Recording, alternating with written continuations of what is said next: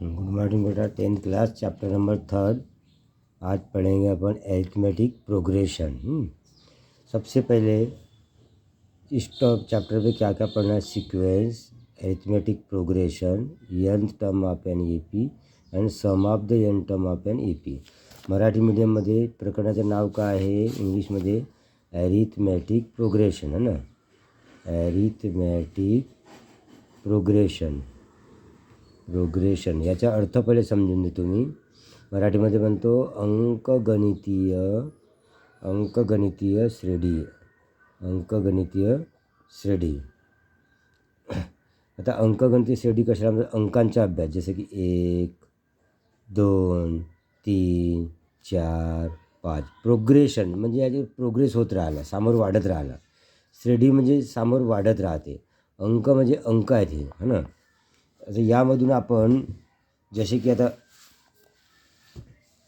2 4 6 8 हे पण अंक आहेत का नाही? प्रोग्रेस होत राहत राहता। 8च्या नंतर तुम्ही सांगू शकता इथं काही 10 12 है ना, म्हणजे 2 4 आणि मग आता उरले कोणते 1 3 5 7। याला आपण काय म्हणतो? आपण समसंख्या। याला काय म्हणतो आपण? समसंख्या है ना, समसंख्या। तर यांना काय म्हणतो आपण? विषम संख्या। इंग्लिशमध्ये इवन नंबर, तो ये आपका ऑड नंबर है ना, ऑड नंबर। और ये क्या हो गए आपके? Natural number. मराठीमध्ये याला म्हणतो आपण नैसर्गिक संख्या। अशा संख्यांचा आपल्याला काय करायचं आहे? अभ्यास करायचा आहे या प्रकरणामध्ये। या प्रकरणाचं नाव काय आहे? अंकगणितीय श्रेणी, इंग्लिशमध्ये अरिथमेटिक प्रोग्रेशन। आता यामध्ये पहिला टॉपिक बघायचा आपल्याला क्रमिका। मराठीमध्ये क्रमिका, इंग्लिशमध्ये सिक्वेन्स कशाला म्हणतात लक्ष द्या। आता पहिला टॉपिक काय? सिक्वेन्स, क्रमिका। क्रमिकामध्ये पहा, ह्या तीनही क्रमिका आहेत सध्या। 1 2 3 4 5 6 7 8 9 10 वगैरे वगैरे। या कशी ही क्रमिका आहे। मग तिथून काय घेतलं होतं? 2 4 6 8 मग 10 मग 12 वगैरे वगैरे वगैरे। मग इथून काय घेतलं होतं? 1 3 5 7 9, 1 3 5 7 9। तर याला आपण पर्टिक्युलर काय म्हटलं होतं? विषम संख्या। याला समसंख्या, इंग्लिशमध्ये ऑड नंबर। तर यालाही आपण सिक्वेन्स म्हणू शकतो। या सर्व सिक्वेन्स आहेत। मग आपण समजा आता 2 या सिक्वेन्समध्ये काय होतं? या क्रमिकामध्ये काय होत आहे? इथं फरक कितीचा आहे? 2चा। इथं फरक कितीचा आहे? 2चा। पण इथं फरक किती आहे? 1चा। 1-1ने वाढत चाललं, 2-2ने वाढत चाललं, 2-2ने। पण आता इथं पहा, 2च्या दुप्पट 4, 4ची दुप्पट 8, 8ची दुप्पट 16, 16चे दुप्पट 32, म्हणजे दुप्पट होत चाललं। म्हणजे इथं काय होत आहे? गुणाकार 2 होत आहे, है ना। गुणाकार 2, गुणाकार करतो आपण इथं। 2चं मल्टिप्लाय 2 सोबत, मग 2चं मल्टिप्लाय 4 सोबत, 4 2 8, 8 2 16, 16 2 32। आता इथं पहा फरक 1 2, फरक 1 आहे सध्या। पण आता इथं पहा 2चा फरक, मग इथं पहा 3चा फरक, इथं पहा 4चा फरक। एक डिफरन्स हा 1-1ने वाढत चालला। म्हणजे प्रत्येक सिक्वेन्स वेगवेगळे राहू शकते। यांच्यामध्ये फरक कितीचा दाखवला? 1चा। यांच्यामध्ये फरक कितीचा दाखवला? 2चा। यांच्यामध्ये फरक 3चा। यांच्यामध्ये 4चा। अशा प्रकारे आपण वेगवेगळ्या सिक्वेन्स राहू शकतात, जसं की 0.1 0.01 0.01 0.0001। ह्यालाही सिक्वेन्स म्हणू आपण। मराठीमध्ये क्रमिका 1/10, 1/100, 1/1000, 1/10,000 क्रमिका आहेत ह्या। किती उदाहरण झाले? 1 2 3 4 5 6 7 8 उदाहरण झाले, नाही 7 उदाहरण। 6वा उदाहरण, हा तुमचा 5वा उदाहरण, हा तुमचा 4था उदाहरण, हा तुमचा 3रा, हा तुमचा 2रा आणि हा तुमचा 1ला. असे किती उदाहरण झाले? 1 2 3 4 5 6 7. या सगळ्यांना आपण काय म्हणू? सिक्वेन्स. याला काय म्हणू आपण? सिक्वेन्स. सिक्वेन्स कसे दाखवतात? सिक्वेन्स दाखवतात T1 T2 T3 T4 ... Tn, है ना. याला आपण T1 म्हणू, T2 म्हणू, T3 म्हणू, T4 म्हणू. T1 म्हणजे फर्स्ट टर्म.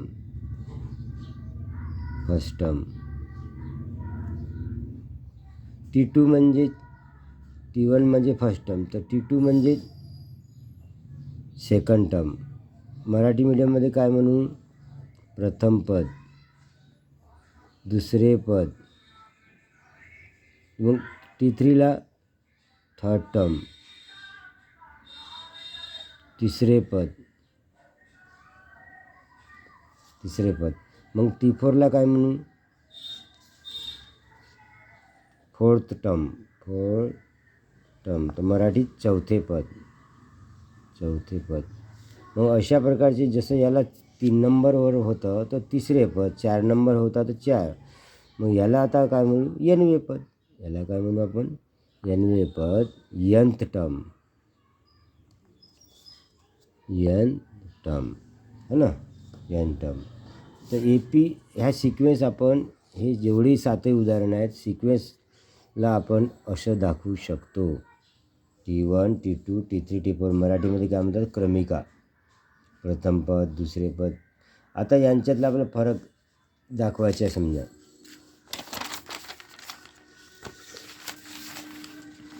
आता बघा, ह्या उदाहरणात पहा, इथं 1 सर्कल आहे म्हणून 1, 3 सर्कल आहे म्हणून 3.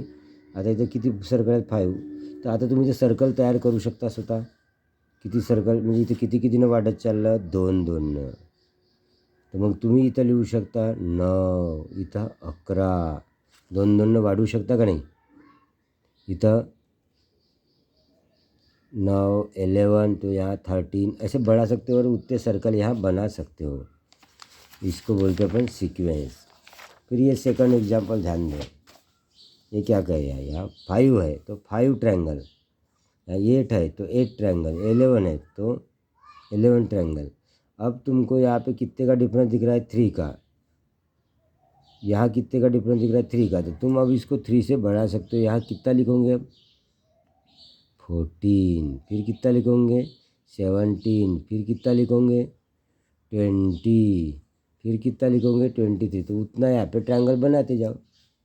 हाँ, ये ऐसे डिज़ाइन नहीं बनेगी, लेकिन इतने ट्रायंगल तो बन सकते हैं ना.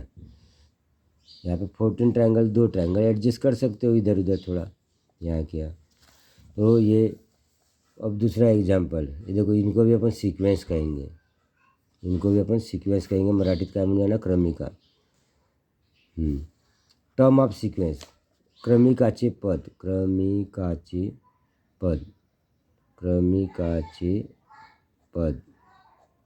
क्रमिकाचे पद कशाला म्हणतो पहा. या अभी मैंने पढ़ा है. T1 T2 T3 T4 Tn. ये देखो क्रमिक. ये फर्स्ट टर्म है करके 9, T2 15, T3 21. अब आपको ये लिखते आएगा, ये देखो यहाँ लिखते आएगा, यहाँ 7 7, यहाँ लिखते आएगा. अब ये एक लिख के दिया तो बाकी लिखते आना चाहिए. ये एक्टिविटी नंबर 1. एक्टिविटी नंबर 2 क्या है? हाँ, ये कितने एग्जाम्पल है? 6 एग्जाम्पल. ये देखो 6 एग्जाम्पल. 6 एग्जाम्पल हमको क्या संकेत दे रहे हैं कि यहाँ क्या हो रहा है, ये देखो इनके साथ. 1 में 3 मिला है 4. पहला एग्जाम्पल है, देखो ये पहला वाला एग्जाम्पल. 4 में 3 मिला है 7, 7 में 3 मिला है 10. तो अब तुमको यहाँ कितना आएंगे? ये डब्बे भरना है. ये देखो इसमें क्या हो रहा है, ये खुद बता रहा है. 6 में 6 मिला है 12, 12 में 6 मिला है 18, 18 में 6 मिला है 24. तो अब तुमको क्या करना पड़ेगा? इस डब्बे में बता सकते हैं. ये भी आपको आता है. यहाँ मल्टीप्लाई हो रहा है, गुणाकार होता है. इथं 4 4 16, 16 4 64, 64 तुम्हाला हे रिकामी जागा भरायची आहे. इथं प्लस -0.5ने वाढत आहे. इथं काय होत आहे ते इथं बी तुम्ही आता करू शकता. एकच डब्बा भरायचा आहे. जसं यांचा गुणाकार याला सोडून शनी किती आलं, इनको सॉल्व करके कितना इतना, तो इसको सॉल्व करके कितना, ये भी आप एक्टिविटी कर सकते हो. ठीक है. तो आपको होमवर्क क्या रहेगा, ये डब्बे भरना है, ये डब्बे भरना है. एक्स्ट्रा होमवर्क क्या करना है, 10 एग्जाम्पल लिखना है. एक्स्ट्रा होमवर्क क्या रहेगा आपको,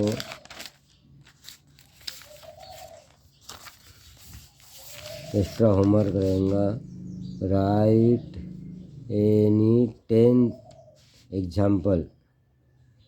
एग्जाम्पल ऑफ सीक्वेंस. कुछ भी ऐसे एग्जाम्पल बना सकते हो, कुछ भी डिफरन्स रख के. काही फरक ठेवून तुम्ही उदाहरण मिळू शकता. किती उदाहरण लिहायचे आहेत, सिक्वेन्सचे क्रमिकाचे 10 उदाहरण स्वतः लिहायचे. 10 उदाहरण लिहा. लिहून आणा. ठीक आहे. आज एवढाच होमवर्क.